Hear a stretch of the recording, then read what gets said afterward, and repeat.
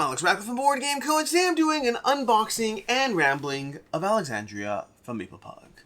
Alexandria is the newest game in MaplePug's line of giant deluxeification city kind of Euro, but with more interaction. What really makes a Euro? That's a conversation we might go ahead and get into. Fun fact, welcome to the channel. This is an unboxing and rambling. If you are new here, first of all, thank you. Welcome on board, subscribe, all the fun things, share. I have a Patreon, Ko-Fi, all the usual things. But other than that, the reason I'm giving you that if you're new here speech is this is an unboxing and rambling. We'll be talking about Alexandria, at least whatever I know about it, but we'll also talk about any number of things. For example, what is a Euro? Like, where are the lines as to what makes a Euro, what does not make a Euro? Honestly, that deserves its own video. We might still talk about it today.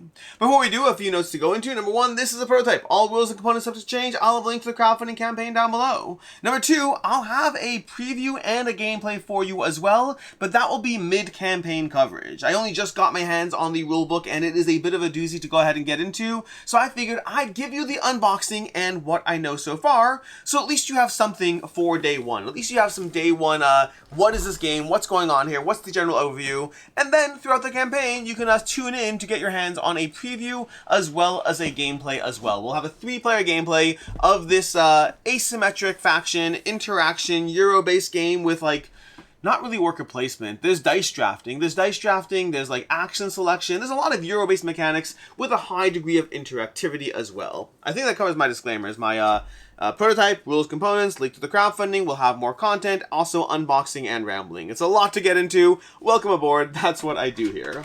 Anyways, there's a lot to go ahead and dive into today. Ooh, okay, we have things separated out. I assume I'm gonna have to punch and fill these boards accordingly because these look like the player trays. Basically, Alexandria is a 1 to 4 player game in which you are going to be taking control of various factions or whatnot. There's the Harvesters. Let me see if I can do this over here. I think it's the Phalanx. There's the Harvesters, the Phalanx, and then the other two factions, this one, well, this is the Architects, I think this is the Phalanx, this is the Harvesters. What are these guys? These guys are the Constructors, that's not right, it's not the Architects, the Smiths, no, not that one, no, the Crafters, no, these are the Crafters, there we go. Here we go. Once again, we have the Harvesters, we have the Crafters, we have the Architects, I think it's the Architects, let me just make sure. Architects, and then we have the Phalanx. Those are the 4 factions you're going to have in this game. But those are going to be asymmetric factions dealing with a degree of shared things going on the board. Like any asymmetric game, there's going to be a lot of elements that are shared between the various factions, and then areas in which each faction can specialize as they lean into their own competitive advantage. We'll come back to those traits shortly. In Alexandria, what you're going to be doing is you're going to have this giant city board, where players are going to be placing the various units around the board on the various regions. First, we have to build the city board. Here we have our faction boards as well that are kind of a little bit in the way. We'll get back to those shortly. But we have our city board, which we can construct. I assume this will go up here because I'm good at connecting water to water. Let's place this out. And then we can go ahead and place the other side out over here. And then there's going to be a bunch of miniatures and other things that will go on the board in various areas. We have our giant tower, which is also our dice drafting pool that will go up here. So you're going to build the board, place it out. You're going to place the various regions down. You're going to have units that go onto the board. You'll see some of those miniatures soon. And then you have your asymmetric player boards for each of the factions. We'll come back to these shortly when I show you a bit more about how all the things come together.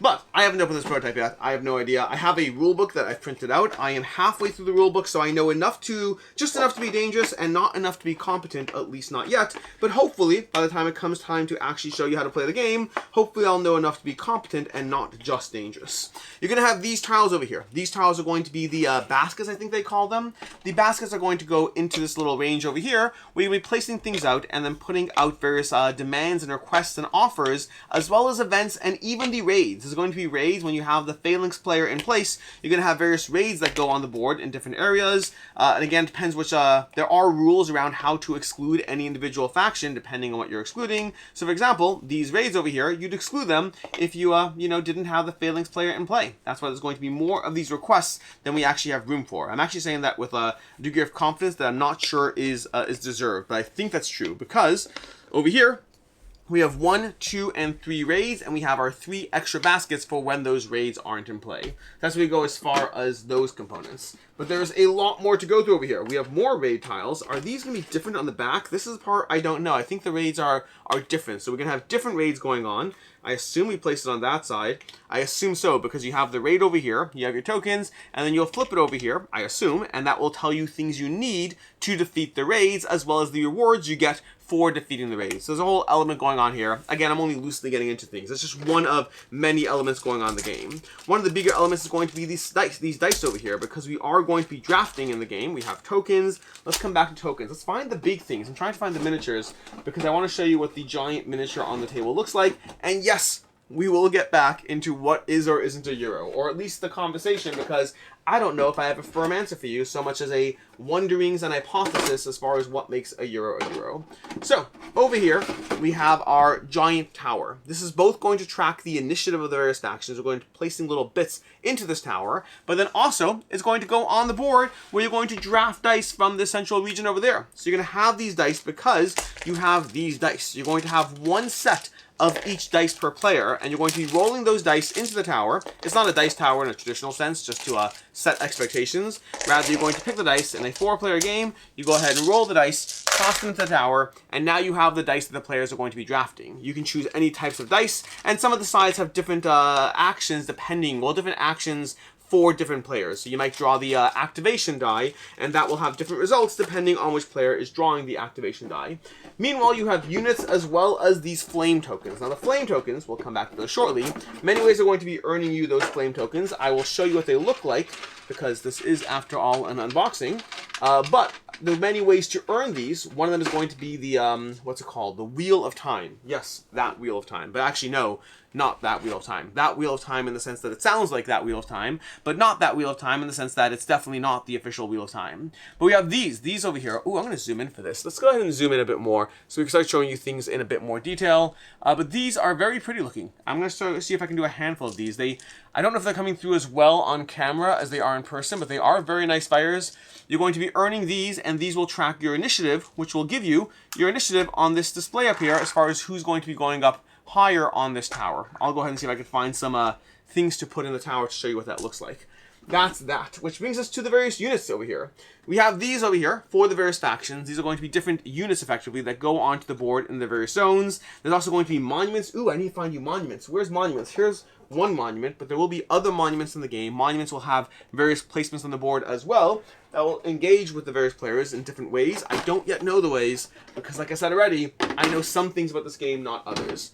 There's going to be a lot of resource gathering, a lot of dice drafting, and a lot of basically, well, I'll show you what it looks like in a second, but let me first get some of these out. I think this is the Great Library. Which is the Great Library? This might be the Great Library. I don't know my monuments as well as I'd like, but these can go down the board. They do have fun little divots on the bottom, so they can go over the different regions in a way that doesn't actually stop from the board getting in the way.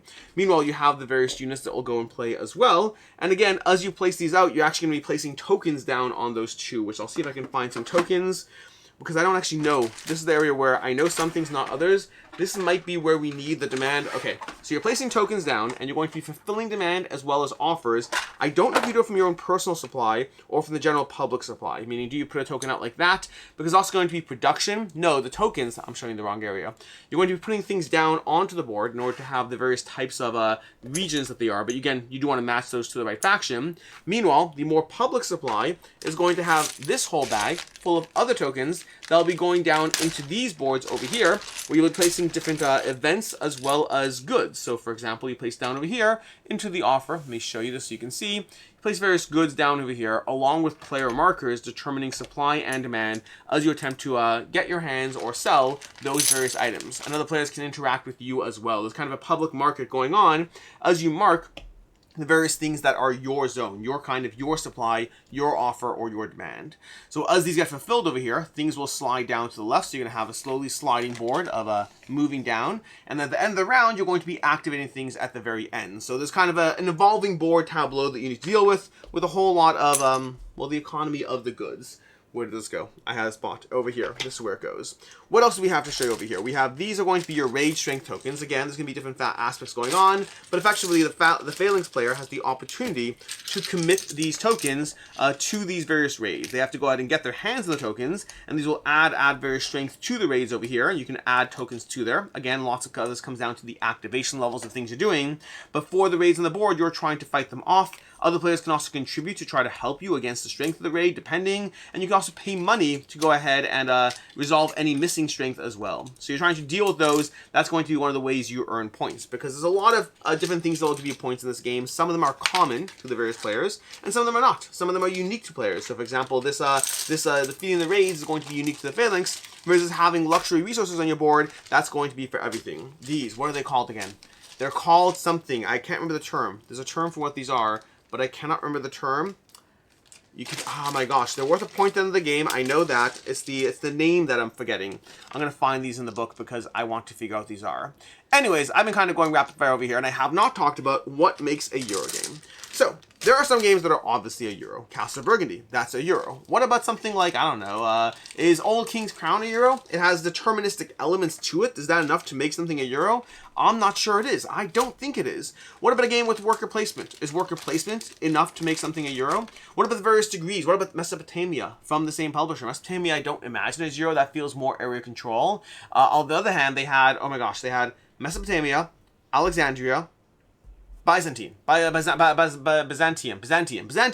I think that one probably was a Euro, because Byzantium was very much about the card crafting. Is Terraforming Mars a Euro? It's all about the cards and the interactions of the cards, so it's more like resourcey, but is resourcey enough, or do you need worker placement, or I don't know, what other mechanics make a Euro game? Drafting, do you need drafting? But there's lots of cards in Byzantium, and those cards, to me, kind of make it a Euro game. It's all about the economy of the engine, although there is some manipulation of the board state as well in order to get those endgame conditions and points. That's one from, again, from Meeple Pug.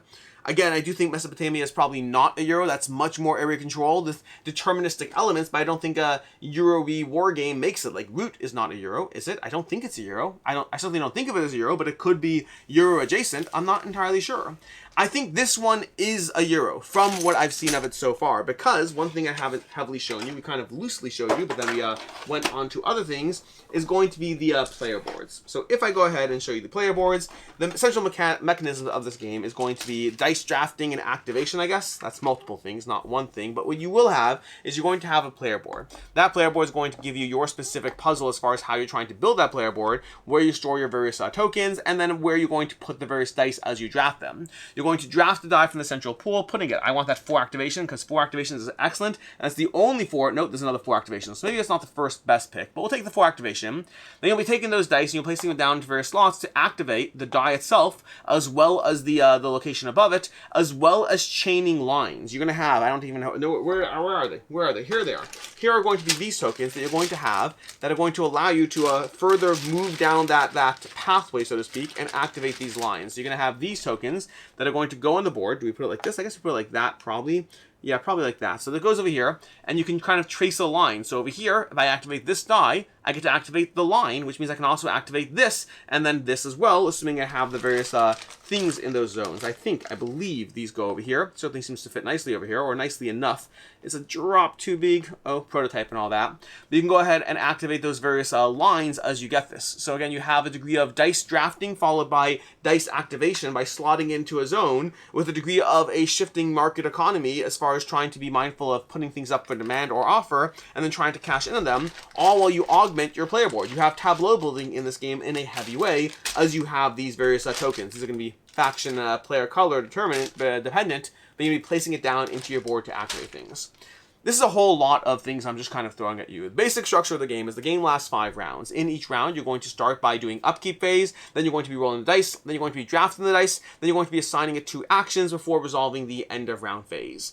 Those dice is all about trying to maximize your points, which you're going to be getting through luxury resources, a little bit of dependent things on the different factions. I mentioned before there are 4 factions. I'm going to try to roughly recall how they operate. Again, I'm only halfway through the rulebook. Everything I'm saying is based on knowing half the rules. But we have the harvesters, who are going to be responsible for good production, I believe, for mostly getting goods out. We have the crafters, who are going to be building buildings. We have the architects. No, the architects build buildings. The crafters, maybe they build the luxury goods. That might be what it was. The crafters build buildings, and then the phalanx are going to be defending against raids. That's going to be their own little aspect of determinism that is different player to player. I wanted to show you one of, do these go in the tower? Maybe these go in the tower. So I want to show you over here what goes in this tower. I guess it is as simple as one of these tokens. These go in here. That does. Wow, that token really is playing That token is doing a lot of work, going in the tower, as well as going on the point track. The same token is going to go on the tower, on the point track. If I can show you this over here. Where's the points? I could zoom out, but over here we have the points. That's where you're going to be storing that too. There's also a, no, this is the initiative track. I was looking for the initiative track. This is the initiative track. We have the points over here. And then we also have as well on these tiles as well are going to be marking your demand. So that single token is going to be doing a lot of different things for you in this game. That's basically it. That's kind of what we have as far as the components. I've gone over most of the things sort of. There's a lot to still go through. There's some cards over here. These cards are going to be for the, I want to say for the harvester player. I want to say the harvester player. Crafter, harvester, mechanic, not mechanic. Architect, crafter, harvester, architect, and phalanx. I think I'm doing that right. Is it the harvester, crafter, harvester? Give me a second. I think so. Crafter. Yeah. There we go. Anyways, these are going to be for the harvester player. You're going to be drawing cards, and then you're going to be looking at the cards. You're going to be drawing 4 cards and picking one of 4 to buy. So you go ahead and choose. Well, again, it depends on the action you take. But I'll go ahead and buy this card, and then once you have your 2 cards, you're going to go ahead and be able to determine the value and the benefits you're getting on this table. But you're going to be paying for those cards as well, so you need to be mindful of that. This is going to determine the influence value. That's going to be an influence value of 9, getting that top bonus over there. But alternatively, again, paying a lot for it along the way. So that's basically what we got going on over here. This is an asymmetric faction Eurogame, most probably, in which you're taking control of the various factions, trying to utilize the unique benefits, build up your tableau, being mindful of this shifting action track and what's going to be sliding along, what things you can fulfill from other players, what things you're going to have to fulfill or offer by the end of the round, and after 5 rounds of play, going to be seeing who actually won the game in Alexandria. That's kind of a taste of what we have here. Most of everything else is going to be more of the same. I think it's mostly more of the same at this point. There's some tokens. I've shown you the various resources. In the player board, you're looking at, well, again, we'll put some more things in here, but right now we have the individual faction tokens plus these. I need to put those back too while I'm at it. And then from there, that is enough to get you started before we come back with a preview and a gameplay over the next few days. That's it. Until next time, I'm Alex Radical from Board Game Co. I hope you've enjoyed this unboxing and rambling of Alexandria from MeeplePug. And as always, I hope you have a good one.